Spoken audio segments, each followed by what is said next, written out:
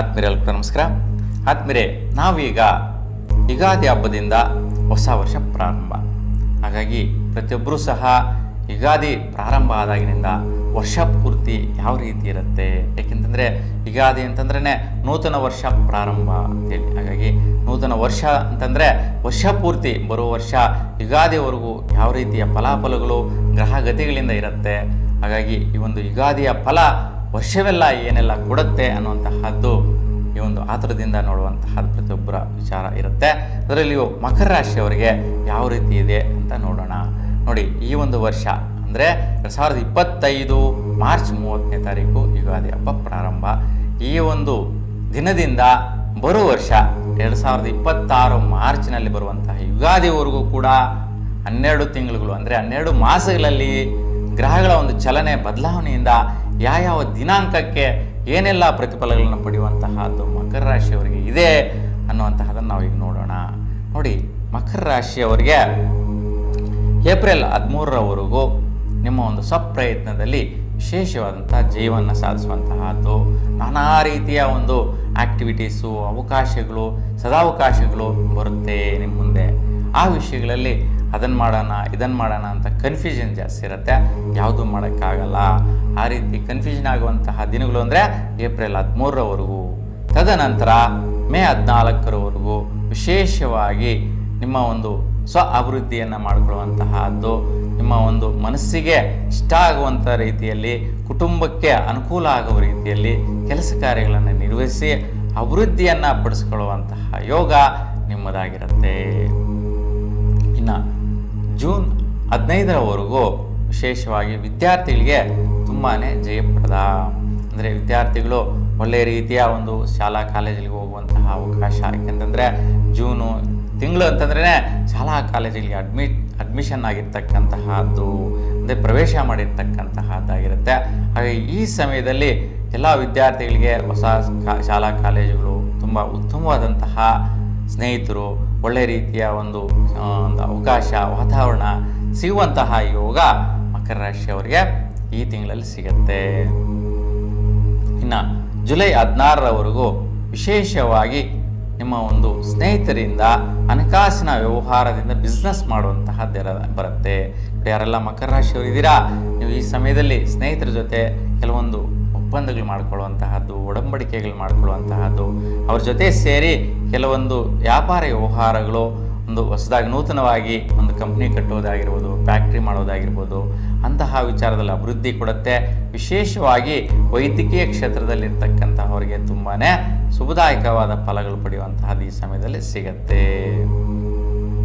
July 16ರವರೆಗೂ ವಿವಾಹ ಆಗುವಂತಹವರಿಗೆ ತುಂಬ ಶುಭ ಕಾಲ ಅಂತೇಳಿ ಹೇಳ್ಬೋದು. ನೋಡಿ, ಜುಲೈ 16ರವರೆಗೂ ಶುಭವಾದಂತಹ ಕಾರ್ಯಗಳ ಯೋಗ ಒಂದು ಮಕರ ರಾಶಿಯವರಿಗೆ ಸಿಗತ್ತೆ. ಯಾಕಪ್ಪ ಅಂತಂದರೆ ನಿಮಗೆ ಕಟಕ ರಾಶಾಧಿಪತಿ ಚಂದ್ರ ಅಂದರೆ ನಿಮ್ಮ ಮನೋ ಇಷ್ಟಗಳೆಲ್ಲ ಕೂಡ ಈಡೇರಿಸುವಂತಹದ್ದು, ಇಷ್ಟಪಡುವಂತಹ ಸಂಬಂಧಗಳು ವಿವಾಹ ಆಗೋ ರೀತಿ ಅನುಕೂಲಿಸುವಂತಹದ್ದು ವಧುವರರಿಗೆ ಸದವಕಾಶದ ಸಮಯ. ಈ ಒಂದು ಸಮಯದಲ್ಲಿ ವಿವಾಹ ಆಗದಿರೇ ಇರ್ತಕ್ಕಂಥವರೆಲ್ಲರೂ ಕೂಡ ವಿವಾಹ ಆಗುವಂಥ ಅವಕಾಶ ತುಂಬ ಚೆನ್ನಾಗಿದೆ. ಇನ್ನು ದಂಪತಿಗಳಿಗೆ ನಿಮ್ಮ ಒಂದು ಇಷ್ಟಾರ್ಥಗಳು ಸಿದ್ಧಿಸುವಂತಹ ಕಾಲ ಕೂಡ.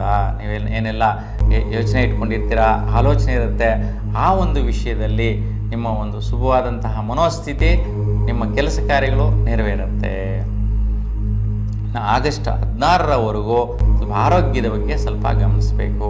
ಆಕಸ್ಮಿಕವಾಗಿ ಬಿದ್ದು ತಗುಲಿಸ್ಕೊಳ್ಳುವಂತಹದ್ದು, ಅಡಚಣೆ ಆಗುವಂತಹದ್ದು, ನೀವು ಬಿದ್ದು ತಗುಲಿಸ್ಕೊಂಡು ಬ್ಲಡ್ ಬರುವಂತಹ ಸಾಧ್ಯತೆ ಇರುತ್ತೆ ಮಕರ ರಾಶಿಯವರಿಗೆ. ಅಂದರೆ ಜುಲೈ 16ರಿಂದ ಆಗಸ್ಟ್ 16ರವರೆಗೂ ಈ ಸಮಯವನ್ನು ಜ್ಞಾಪಕದಲ್ಲಿ ಇಟ್ಕೋಬೇಕು. ಈ ಸಮಯದಲ್ಲಿ ಸ್ವಲ್ಪ ಪೆಟ್ಟಾಗಿ ತಗುಲಿಸ್ಕೊಳ್ಳುವಂತಹದ್ದಾಗಿರುತ್ತೆ. ಬ್ಲಡ್ ರಿಲೇಟೆಡ್ ಸಮಸ್ಯೆಗಳು ಬರುವಂತಹದ್ದು, ಅಂದರೆ BP ರಿಲೇಟೆಡ್ ಸಮಸ್ಯೆಗಳು ಬರುವಂತಹದ್ದು, ಇವೆಲ್ಲವೂ ಕೂಡ ಆಗುತ್ತೆ. ತುಂಬ ಜಾಗೃತಿಯಿಂದ ಇರೋದು ಉತ್ತಮ. ಈ ಸಮಯದಲ್ಲಿ ಬೆಳಗಿನ ಜಾವ ಸೂರ್ಯ ನಮಸ್ಕಾರ ಮಾಡೋದ್ರಿಂದ, ಸೂರ್ಯನನ್ನು ದರ್ಶನ ಮಾಡಿ ಪ್ರಾರ್ಥನೆ ಮಾಡೋದ್ರಿಂದ ಶುಭವಾದಂತಹ ಫಲ ಸಿಗುತ್ತೆ. ಯಾವುದೇ ರೀತಿಯ ಸೆಡ್ಡೆಗಳು ನಡೆಯೋದಿಲ್ಲ. ಇನ್ನು ಸೆಪ್ಟೆಂಬರ್ 16ರವರೆಗೂ ವಿಶೇಷವಾಗಿ ಭಾಗ್ಯದ ದಿನಗಳು ಅಂತೇಳಿ ಹೇಳ್ಬೋದು. ನೋಡಿ, ಜೀವನದಲ್ಲಿ ಅವಾಗ ಭಾಗ್ಯಗಳು ಬರ್ತಾ ಇರುತ್ತೆ. ಅದು ಯಾವ ತಿಂಗಳಲ್ಲಿ ಬರ್ತಾ ಇದೆ, ಯಾವ ವಿಷಯದಲ್ಲಿ ಬರ್ತಾ ಇದೆ ಅನ್ನುವಂತಹ ತುಂಬ ಬಹುಮುಖ್ಯವಾಗಿರುತ್ತೆ.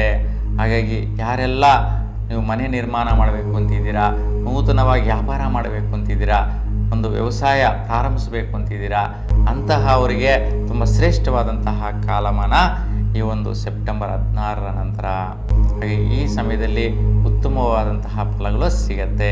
ಹಾಗೆ ಆ ಒಂದು ಸಮಯದಲ್ಲಿ ನೀವು ಒಂದು ಬುಧನಿಗೆ ಸಂಬಂಧಿಸಿರ್ತಕ್ಕಂಥ ಎಲ್ಲ ಕೆಲಸ ಕಾರ್ಯಗಳು ಶುಭ ಪಡೀತೀರಾ. ಇನ್ನು ಬಂಧುಗಳಿಂದ ಕೂಡ ನೀವು ಪ್ರಶಂಸೆ ಪಡೆಯುವಂತಹ ದಿನಗಳಾಗಿರುತ್ತೆ.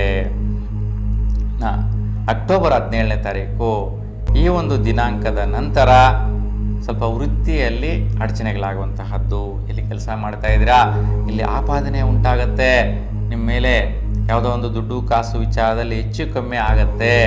ನೀವು ಯಾವುದೋ ಒಂದು ಲೆಕ್ಕಾಚಾರದಲ್ಲಿ ತದ್ವಿರುದ್ಧ ಆಗುವಂತಹದ್ದು ಅಕೌಂಟ್ಸ್ ಡಿಪಾರ್ಟ್ಮೆಂಟಲ್ಲಿ ಇದ್ದರೆ ಲಕ್ಷಾನುಗಟ್ಟಲೆ ದುಡ್ಡು ನಿಮ್ಮ ತಲೆ ಮೇಲೆ ಬರುವಂತಹದ್ದು. ಯಾಕೆಂದರೆ ಭಾಳಷ್ಟು ಜನ ಜ್ಯೋತಿಷ್ಯ ಕೇಳಕ್ಕೆ ಬರುವಂತಹ ಯಾವುದೋ ಒಂದು ಒತ್ತಡದಿಂದ, ಯಾವುದೋ ಒಂದು ಟೆನ್ಷನ್ನಿಂದ ಕೆಲವೊಂದು ಹಾಸ್ಪಿಟಲ್ಸಲ್ಲಾಗಿರ್ಬೋದು ಅಕೌಂಟ್ಸ್ ನೋಡ್ಕೊಳ್ಳುವಂತಹವರು, ಮತ್ತು ಕೆಲವೊಂದು ಲೆಕ್ಕಪತ್ರ ಕ್ಷೇತ್ರಗಳಲ್ಲಾಗಿರ್ಬೋದು, ಇಲ್ಲ IT ಡಿಪಾರ್ಟ್ಮೆಂಟಲ್ಲಾಗಿರ್ಬೋದು, ಅವರು ಮಾಡ್ತಾ ಇರ್ತಕ್ಕಂತಹ ಅಕೌಂಟ್ಸ್ ಏನಿದೆ ಅವು ತದ್ವಿರುದ್ಧ ಆಗಿಬಿಟ್ಟು ತುಂಬ ಹೆಚ್ಚು ಕಮ್ಮಿ ಆಗುವಂತಹದ್ದು.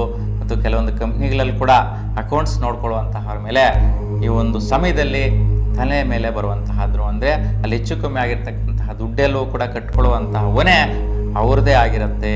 ಆ ರೀತಿ ನೀಚವಾದಂತಹ ಒಂದು ಒತ್ತಡ ಪ್ರಭಾವ ವೃತ್ತಿ ಮಾಡ್ತಾ ಇರ್ತಕ್ಕಂಥ ಮಕರ ರಾಶಿಯವರಿಗೆ ಅಕ್ಟೋಬರ್ 17ರ ನಂತರ ಬರುವಂತಹದ್ದಿದೆ. ಏಕೆಂದರೆ ಈ ಒಂದು ಸಮಯದಲ್ಲಿ ನಿಮಗೆ ಒಳ್ಳೆಯ ರೀತಿಯ ಪರಿಸ್ಥಿತಿಗಳು ಇರೋದಿಲ್ಲ, ಗ್ರಹಗತಿಗಳು ಸರಿ ಇರೋದಿಲ್ಲ.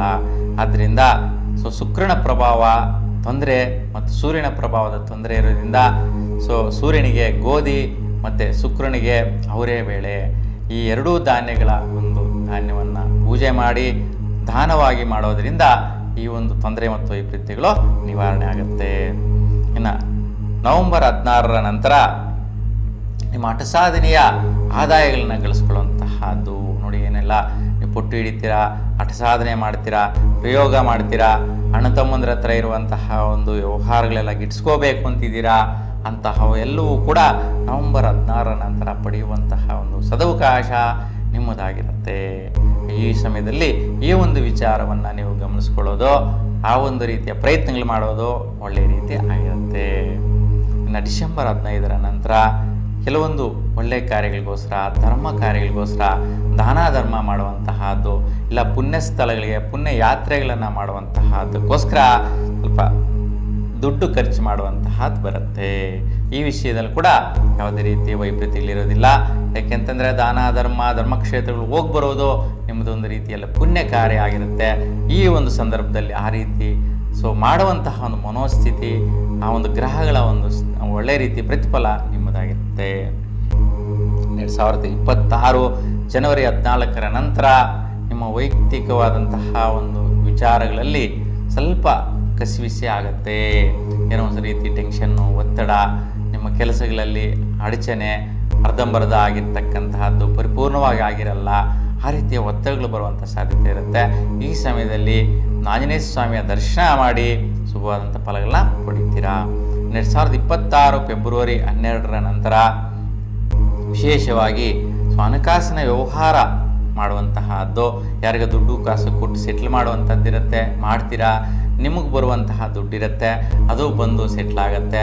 ಈ ರೀತಿಯ ಕ್ರಿಯೆಗಳು ಆಗುವಂತಹದ್ದು ನೀವು ಈ ಒಂದು ದಿನಾಂಕದ ನಂತರ ನೋಡ್ತೀರಾ. 2026 ಮಾರ್ಚ್ 14ರ ನಂತರ ವಿಶೇಷವಾಗಿ ಕ್ರಿಯಾಶೀಲರಾಗುವಂತಹದ್ದು. ಯಾವುದೇ ಕೆಲಸ ಮಾಡಲಿ ನೀವು ಹಿಂದಕ್ಕೆ ಹೋಗೋದಿಲ್ಲ, ಎಲ್ಲವನ್ನು ಮಾಡೋಣ ಅನ್ನುವಂತಹದ್ದು ನಿಮ್ಮದೇ ಅಂತ ಪರಾಕ್ರಮ ಸಾಧನೆ ನಿಮ್ಮದಾಗಿರುತ್ತೆ. ಒಟ್ಟಾರೆಯಾಗಿ ಒಂದು 3 ವಿಷಯಗಳಲ್ಲಿ 3 ತಿಂಗಳುಗಳ ಕಾಲ ಸ್ವಲ್ಪ ವೈಪರೀತ್ಯಗಳಿರ್ತಕ್ಕಂತಹದ್ದು. ಇನ್ನು ಒಂದು 6 ತಿಂಗಳುಗಳಲ್ಲಿ ಶುಭವಾದಂಥ ಫಲಗಳಿದೆ. ಎಲ್ಲರಿಗೂ ಕೂಡ ನಿಮ್ಮ ಇಷ್ಟ ದೇವರ ಅನುಗ್ರಹ ಸದಾಕಾಲ ನಿಮ್ಮ ಮೇಲೆ ಇರಲಿ ಅಂತ ಭಗವಂತನಲ್ಲಿ ಪ್ರಾರ್ಥಿಸ್ತಾ ಎಲ್ರಿಗೂ ಕೂಡ ಶುಭವಾಗಲಿ. ನಮಸ್ಕಾರ.